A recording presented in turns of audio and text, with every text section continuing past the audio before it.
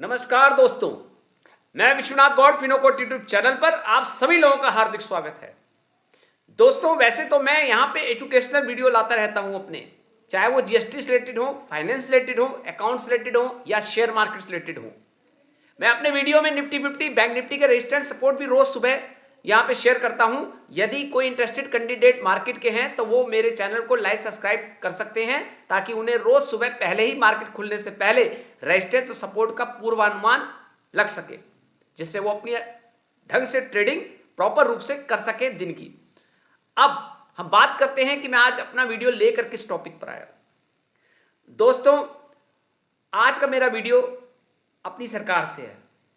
अपनी सरकार जो प्रेजेंट में चल रही है, यानी भारत सरकार से। और इस वीडियो के बढ़िया मुझे कोई प्लेटफॉर्म नहीं दिखा जहां मैं अपने मन की बात सरकार तक पहुंचा सकूं, ताकि सरकार जो हमसे अपने मन की बात करती है वो आम जनता के भी मन की आवाज को सुन सके।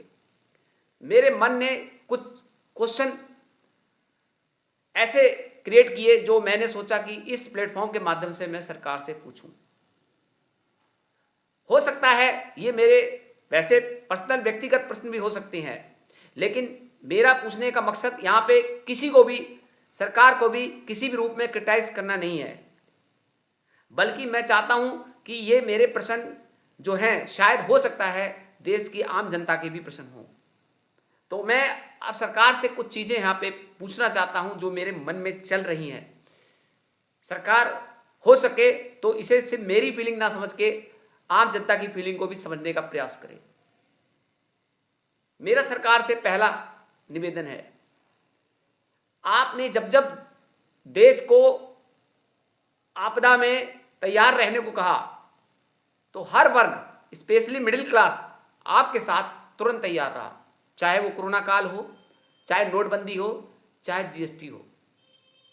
देश के मिडिल क्लास ने आपका भरपूर सहयोग किया, यहाँ पे आपको बकायदा पूरा साथ दिया। आपने जैसा कहा वैसा इस देश के नागरिकों ने आंख बंद करके आपको फॉलो किया। लेकिन अब समस्या थोड़ी सी गंभीर होती दिख रही है। मैं ऐसा नहीं कहता कि भारत सरकार कोई कार्य गलत कर रही है जिससे कि देश के लोगों को कोई नुकसान हो, क्योंकि जहां तक मेरा मानना है कि पार्लियामेंट में जो इतने कैंडिडेट बैठे हैं, अगर हम केवल मोदी जी की बात करें तो मोदी जी जिस उम्र के पड़ाव पे हैं, मुझे ऐसा लगता है कि इस उम्र के पड़ाव पे इंसान कोई गलत कार्य तो कम से कम नहीं करके जाएगा, और ना उनकी सोच गलत हो सकती है। लेकिन जो मुझे दिखा है 2014 से जनता ने बहुत प्यार से मोदी सरकार को चुना था। पहली बार 2014 में लोगों ने अपने मन से वोट डाला था मोदी जी को। सोचा था शायद दूसरी सरकार, यानी कि एक दूसरे व्यक्ति को मौका दिया जाए, बीजेपी को, और उसमें भी स्पेशली मोदी जी को, और जनता ने विश्वास करके वो पूर्ण बहुमत के साथ सरकार को चुना। सरकार आई, उसने कहा उसे और समय चाहिए, जनता ने दोबारा भी उनको चुना। लेकिन जब तीसरी बार चुनाव हुए तो जनता को यहां पे थोड़ा सा एहसास हुआ कि जो वादे सरकार ने उनके साथ किए थे वो जमीनी रूप से दिखाई नहीं दे रहे, और जो चुनाव हुआ है वो भी शायद पूरी निष्ठा और ईमानदारी के साथ, उनके वोटों के साथ यहां पे इंसाफ नहीं हुआ है। अब यहां पे बात आती है कि सरकार जो निर्णय ले रही है देश हित में, जैसे अभी ईरान अमेरिका वार्ता, ईरान अमेरिका के बीच में चलता कॉन्फ्लिक्ट हमारे देश पर बहुत प्रभाव डाल रहा है, और हमारे देश पर नहीं, दुनिया के बाकी देशों पर भी महंगाई का पूरा असर हो रहा है। लेकिन मैं सरकार से कुछ प्रश्न पूछना चाहता हूं कि सरकार ये बताए कि 2014 में जो उसने हम सब से एक वादा किया था कि अच्छे दिन आने वाले हैं, बहुत नारा दिया था, और यूट्यूब सोशल मीडिया पे लोग आज उस पर व्यंग भी कस रहे हैं। लेकिन आज मेरा मकसद कोई व्यंग का नहीं है, मैं सरकार पे कोई भी व्यंग करने के मूड में नहीं हूं, क्योंकि देश बहुत गंभीर स्थिति में चल रहा है। मैं सरकार से सिर्फ 2 लाइन ये पूछना चाहता हूं कि आपने जो 2014 में वादा किया था कि अच्छे दिन आने वाले हैं, 2014 से और आज 2026 चल रहा है, इस कार्यकाल में पूरे कोई एक ऐसा अच्छा दिन आम जनता को महसूस क्यों नहीं हुआ? इसका जवाबदेही कौन है? क्या ये आपका समय खराब था जो आपके प्रधानमंत्री बनते ही आपदा पे आपदा आती चली गई, या आपके कुछ ऐसे ठोस कदम थे जिससे जनता को उन आपदाओं से निकलना पड़ा है? चाहे वो नोटबंदी हो, चाहे वो जीएसटी हो, चाहे वो कोरोना काल कह सकते हो कि दुनिया का दिया हुआ वायरस जो हमारे देश में आ गया, और अब रहा सा हमारे सामने खड़ा है ईरान अमेरिका का जो युद्ध, जिसके कारण कच्चे तेल में बढ़ता हुआ प्राइस, और जिसके कारण डॉलर की होती हुई कमी हमारे देश में, जिससे इंपोर्ट हो रहा है महंगा। सीधी सीधी बात करूं तो महंगाई का बोझ भी अब आप कह रहे हैं, जब आपका लगभग ये कहें कि ये जो चुनाव है जो आपने जीता है आखिरी, जिसको आप हो सकता है अपने लिए आखिरी चुनाव मान रहे हूं, इस चुनाव में भी मैं अगर बात करूं तो आपने चलते चलते एक दूसरे देश में जाकर ये मैसेज दिया कि महंगाई इतनी आ सकती है कि देश पूरा गरीबी में भी डूब सकता है। तो जो 2014 का आपने वादा किया था, अच्छे दिन आने वाले हैं, क्या 2014 से 2026 में एक बार भी आपने सार्वजनिक मंच पे आपने आके कहा कि अच्छे दिन आ चुके हैं जिसका वादा किया था? आज आपदा है, 2019-20 में कोरोना की आपदा थी, उससे पहले नोटबंदी जीएसटी की लाई हुई आपदा थी। जी हाँ, मुझे नहीं पता आपने देश हित में कदम उठाया, उसका कितना फर्क सरकार को फायदा मिला वो आप और आपकी सरकार समझ सकती है। लेकिन आम जनता के मन में कुछ प्रश्न चल रहे हैं कि महंगाई 2014 से 2026 के बीच में किसी भी कार्यकाल में घटी नहीं, बढ़ती चली गई। तो फिर ऐसा कौन सा साल गया जिसमें अच्छे दिन आए? तो वो वादा क्या हुआ? उस वादे का प्रश्न मेरे मन में आज भी चल रहा है, और मैंने हर बार वोट देते समय सोचा शायद सरकार को और समय चाहिए, हो सकता है 10 साल हुए, शायद 15 साल में सरकार अच्छे दिन ले आएगी, लेकिन वो दिखाई नहीं दे रहा है। ये मैं किसी पार्टी या किसी व्यक्ति के संपर्क में आने पर बात नहीं कर रहा हूं, मैं ये सोशल मीडिया पर होने वाले क्लिप के ऊपर भी बात नहीं कर रहा हूं। आज मैं बहुत गंभीर जो मेरे को महसूस हुआ है, मैं केवल उसके ऊपर आज डायरेक्ट सरकार से कुछ प्रश्न कर रहा हूं। अपने मन के प्रश्न हो सकते हैं, हो सकता है ये प्रश्न आम जनता से भी जुड़े हुए हों। प्रश्नों से भागना, शायद इस सरकार में एक रूटीन दिखाई दे रहा है। मैं ये कहना चाहता हूं, जब घर के बड़े अपने बच्चों को जवाब देने से भागते हैं और विदेशों में जाके एक दूसरे देश के प्राइम मिनिस्टर को या राष्ट्रपति को, किसी को भी जाके गले लगते हैं उतने ही प्यार से, लेकिन अपने देश में आके वो अपने देश के लोगों से ना कॉन्फ्रेंस करते हैं, ना कोई मीटिंग करते हैं, ना पूरे कार्यकाल में हमारे प्रधानमंत्री जी ने किसी भी कॉन्फ्रेंस में या किसी पत्रकार के आगे कोई इंटरव्यू नहीं दिया। स्पेशली जनता के सवाल से वो भागते रहे। तो ये मेरा दूसरा प्रश्न है कि ऐसा क्यों?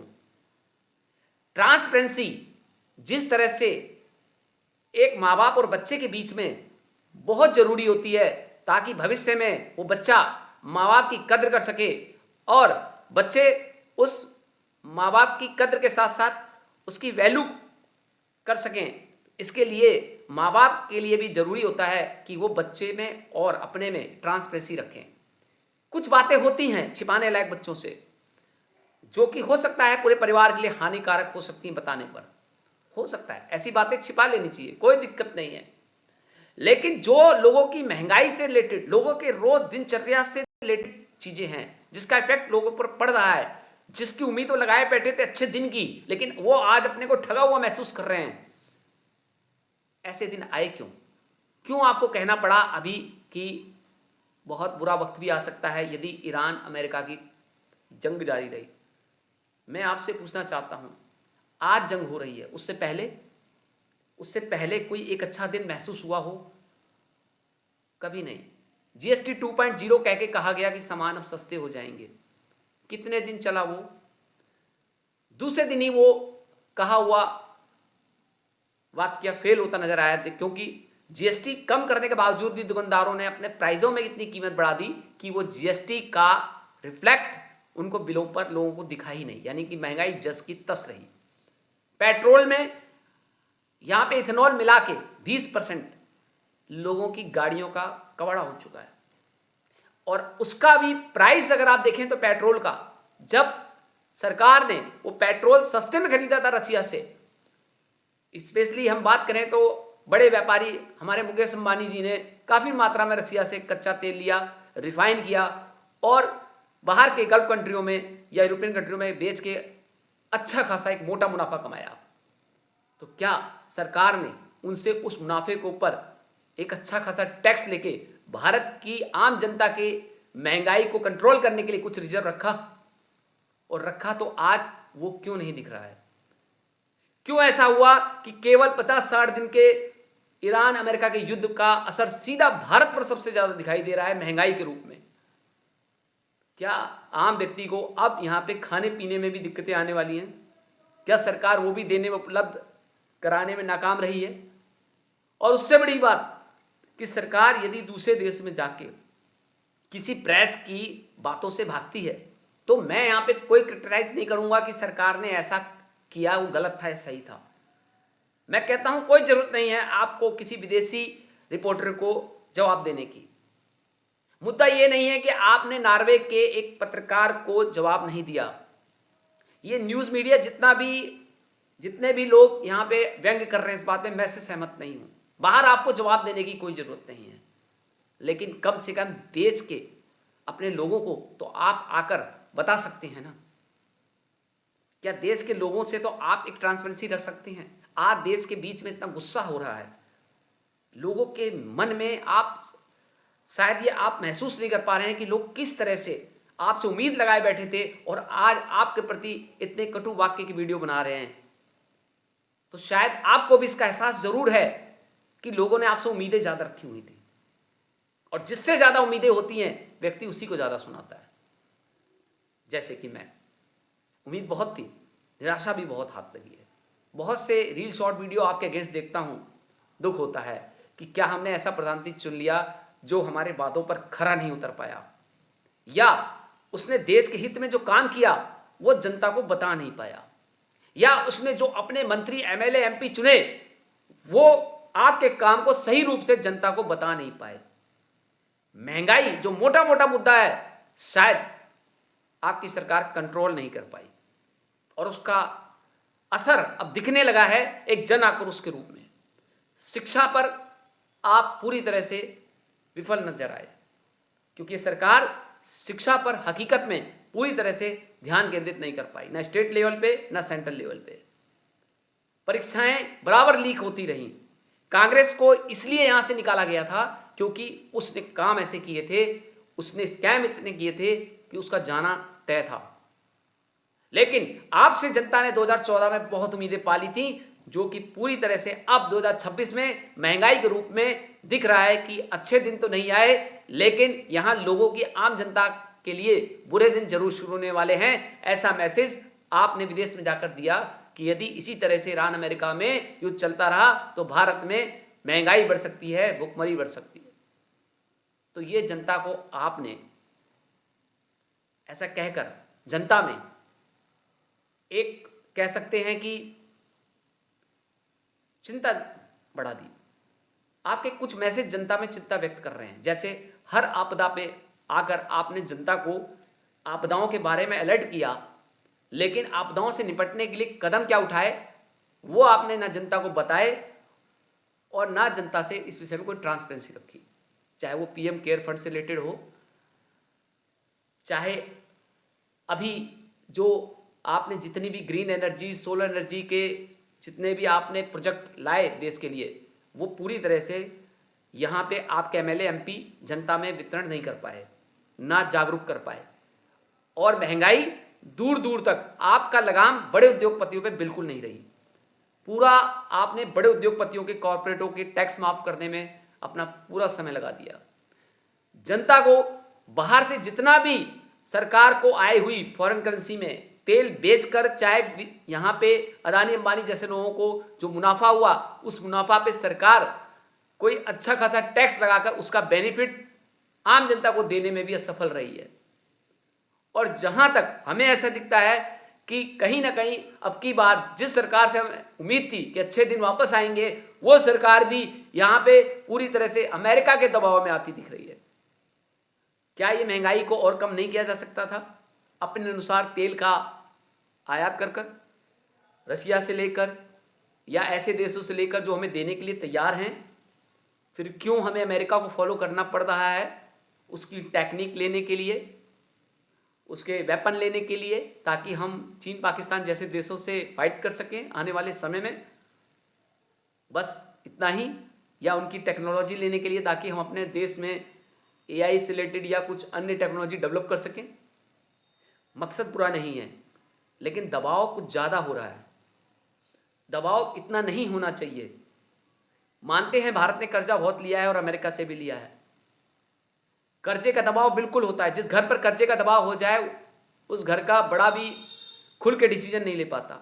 शायद यही हालत हमारे मोदी जी की भी है, जो ट्रंप के आगे पूरी तरह से सिर उठा के डिसीजन नहीं ले पा रहे हैं। क्यों ऐसा महसूस हो रहा है आम जनता को कि हमारे प्रधानमंत्री मोदी जी ट्रंप के दबाव में है? हो सकता है ये सब टोटल दिखावा हो दुनिया में, लेकिन क्या मोदी जी को अपनी जनता को कन्विंस करके ट्रांसपेरेंसी नहीं रखनी चाहिए? अपने एमएलए एमपी को ये निर्देश नहीं देना चाहिए कि वो जनता के बीच में जाएं और जनता को जो भी उनके मन में दुविधाएं या शक है उनको दूर करें, जनता को विश्वास में लें? जनता जो उनसे उम्मीद लगाए बैठी है, वो जो देश के लिए अच्छा कार्य कर रहे हैं, वो उनके एमएलए एमपी जनता तक पहुंचाएं, ना कि केवल पैसा कमा के और अपनी टिकट खरीद के और अपना मुनाफा कमा के निकल जाएं। ऐसा नहीं। तो सरकार में मोदी जी के ऊपर लोगों ने वोट दिया था, बाकी एमएलए एमपीओ को नहीं, क्योंकि वो सब आपकी आड़ में आए थे।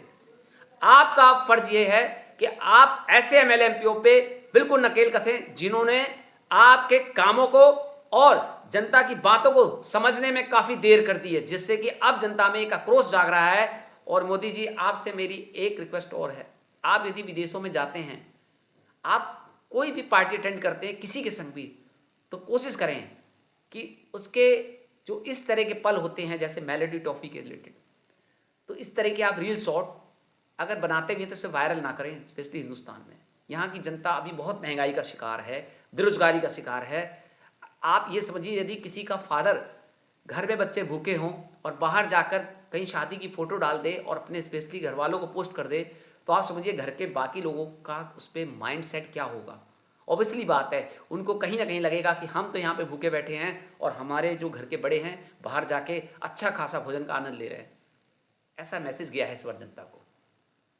भले ही आपका वहाँ पे मकसद हो सकता है अच्छा हो, आप देश हित के लिए, देश के प्रोजेक्ट के लिए या किसी ऐसे काम के लिए गए हो जो देश हित में हो, लेकिन इस तरह की जो छोटी चीज़ें हैं वो शोभा नहीं देती। आप जिस पोस्ट पे बैठे हैं, आपका ओहदा ये कहता है कि यदि बच्चे घर में दुखी हैं तो मदर या फादर को ऐसा कोई काम नहीं करना चाहिए जिससे कि बच्चों पर नेगेटिव इफेक्ट जाए। ऐसा परिवार में भी होता है। तो परिवार के लोग आपसे क्योंकि उम्मीद लगा के बैठे हैं, देश के लोग, और आप जिस तरह के अगर ऐसे वीडियो डालते हैं तो उनसे हो सकता है, मेरा एक आपसे अनुरोध है कि आप उनसे बचें, जिससे देश के लोग जो आक्रोश, स्पेशली युवा पीढ़ी जो अपना भविष्य अभी यहाँ पे अंधकार में देख रही है, बेरोजगार लोग जिनको कॉकरोच तक कह दिया गया है, वो भी मुख्य न्यायाधीश के द्वारा, जो एक बहुत दुखद बात है। उनका पीछे हट जाना वो एक अलग बात है, लेकिन कह देना जवान फिसलने पर ही बहुत से युद्ध हो गए, जवान फिसलने पर ही बहुत से आंदोलन खड़े हो गए। कई बार हमारा नियत वो नहीं होती है। घर में भी कई बार व्यक्ति जो बोलता है उसकी नियत वैसी नहीं होती, लेकिन मुंह से फिसलने पर घर अलग हो जाते हैं। यहाँ देश में भी आप बड़े ओहदे पे बैठे हुए, चाहे मुख्य न्यायाधीश हों, चाहे प्रधानमंत्री मोदी जी हों, चाहे बड़े बड़े उनके एमएलए एमपी हों, कोई भी इंटरव्यू देने से पहले 10 बार सोचें, जनता को देखें, जनता की दुखों को समझें और उसके हिसाब से अपने रील शॉर्ट वीडियो या कमेंट करें। केवल आप अपने विदेशों के टूर की अच्छी फोटोएं यहाँ पे डालेंगे तो आपने देखा है नेपाल में क्या हुआ, वहाँ पे भी क्या होता था। नेताओं के बच्चे वहाँ से वीडियो रील शॉट डालते थे और नेपाल के लोग किलसते थे कि देखिए कैसे मौज मार रहे हैं हमारे टैक्स के पैसों पे, और बाहर इनके बच्चे विदेश में मौज मार रहे हैं और नेपाल का हर नागरिक जो है गरीबी से जूझ रहा है। सेम यहाँ पे मैसेज अब की आपके माध्यम से गया है कि आप वहाँ पे मेलोडी टॉफी शेयर कर रहे हैं, इटली की मेलोनी के साथ, लेकिन वो बुरा नहीं है, परंतु वो रील शॉट अगर इंडिया में वायरल होने से बचता तो ज़्यादा अच्छा रहता, क्योंकि आपके द्वारा वो रील शॉट यहाँ पे वायरल हो जाना तो देश के बाकी जो लोग अनएम्प्लॉयमेंट हैं, ये बेचारे जो 2 वक्त की रोटी जूझ रहे हैं, उनके एक नेगेटिव महसूस हुआ है, नेगेटिव मैसेज गया उनके अंदर, क्योंकि उसको मैं भी कहीं ना कहीं फील कर रहा हूँ कि देश इस वक्त अच्छी स्थिति से नहीं गुजर रहा है, ऐसा आपने ही एक्सप्लेन किया है। इस वक्त देश के लोगों की यदि दुखों को आप नहीं समझेंगे तो फिर ये लोग कहीं ना कहीं, युवा पीढ़ी जो आक्रोश अंदर से पाल रही है, धीरे धीरे कोई तीसरा व्यक्ति काक्रोश जनता पार्टी जैसा आएगा और अपनी एक पार्टी बनाकर कहीं ना कहीं हो सकता है कांग्रेस और बीजेपी जैसी पार्टियां भविष्य में रहे ना। तो आप जनता के आक्रोश को समझें और कोशिश करें कि समय रहते आप अपनी जनता के मन के भाव को, चाहे मेरे माध्यम से आप समझे, ये मेरा भाव नहीं हो सकता है बाकी जनता का भाव, आप उसको समझकर अपने हिसाब से जो ठीक समझे वो कदम लें और जनता को समय रहते ट्रांसपेरेंसी के माध्यम से उनके ऊपर महंगाई का कम बोझ डालकर बड़े उद्योगपतियों को थोड़ा सा कहीं ना कहीं कहिए कि वो इस महंगाई के सफ़र में सरकार का ज़्यादा साथ दें, जिससे आम जनता को महंगाई कम झेलनी पड़े और देश इस आपदा से भी बाहर निकल सके, क्योंकि हर बार आम जनता ही सहयोग करे। मोदी जी, आपको भी चाहिए आप बड़े लोगों पर भी आप नकेल कसें, जो बड़े बड़े अदानी अंबानी जैसे लोग हैं उनसे भी सहयोग मांगें कि इस समय देश में देश की जनता पर महंगाई का असर ना पड़े, ऐसे कदम उठाएं। बस मेरा यही कुछ कहना था। यदि मेरा ये वीडियो अच्छा लगे बाकी लोगों को तो लाइक सब्सक्राइब जरूर कीजिएगा। और मेरा मकसद यहाँ पे सरकार को किसी भी रूप से व्यंग या क्रिटिसाइज नहीं करना था, मन की व्यथा थी। मैंने यहाँ पे एक वीडियो के प्लेटफॉर्म के माध्यम से सरकार तक पहुँचाने की कोशिश की है और मुझे उम्मीद है कि सरकार भी मेरी बातों को पॉजिटिव लेगी। So thank you, have a nice day.